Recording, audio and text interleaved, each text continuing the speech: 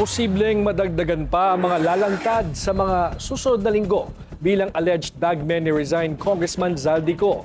Ayon sa intelligence reports na nakalap ng National Bureau of Investigation o NBI, tinatayang nasa 100 individual ang kinausap umano ng kampo ni na Attorney Levy Baligod para sumama sa nagpakilalang 18 ex-Marines. Ang detalye sa Agenda Weekend Report ni Andrea Salve. Mas marami pang mga dating sundalo ang posibleng lumutang sa susunod na linggo kasama ng umano'y 18 ex-Marines na nagpakilalang bagman ni resigned Congressman Zaldico. Ito ay ayon sa mga ulat na natanggap ng NBI sa gitna ng kanilang investigasyon sa mga aligasyong ipinukol ng mga personalidad. Mga 100 daw yan eh. So, pero hindi lahat pumayag tungkol dun sa kung political.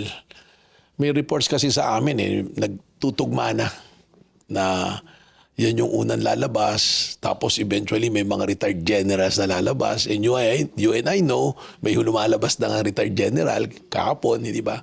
So we'll follow all those leads. Ayon kay NBI Director Melvin Matibag, marahil ito raw ang dahilan kung bakit nasabi ni Ombudsman Jesus Crispin Remulla na political tipping point ang layo ng bagmen. Giit pa ng Ombudsman, hindi lang political, meron din daw economic motives ang mga nasa likod nito.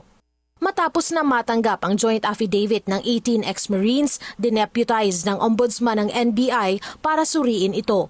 They're trying to create political tipping point. What more? Alam na natin yun, di ba? They want to a branch of the service to rise up in arms. Hindi naman yun eh. Sinubpina na ng NBI ang 18 personalidad, kasama ang kanilang counsel na si Attorney Levy Baligod, si dating Congressman Mike Defensor, pati na rin ang abogadong nagnotaryo sa joint affidavit ng bagmen. Higit kumulang 30 personalidad daw ang sinubpina ng NBI at kung hindi raw sila sisipot, sabi ni Matibag, Well, we are deputized by Ombudsman and the Ombudsman has a contempt power. Then we will report it to the Ombudsman. And probably through the Ombudsman, ma-exercise yung mga ganung powers nila. I hope they attend yung subpoena namin kasi sabi naman nila they're willing to face an investigation. And I heard former Congressman Mike Defensor na karangalan niya na mapasama sa kaso. So now is the opportunity to explain. NBI will listen to them and accommodate them.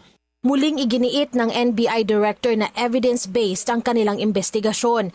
Anya pa, hindi sila mag-aatubiling ipatawag din ang mga personalidad na itinuturo ng 18 ex-Marines para pagpaliwanagin. Para sa Agenda Weekend, Andrea Salve, Billionaire News Channel.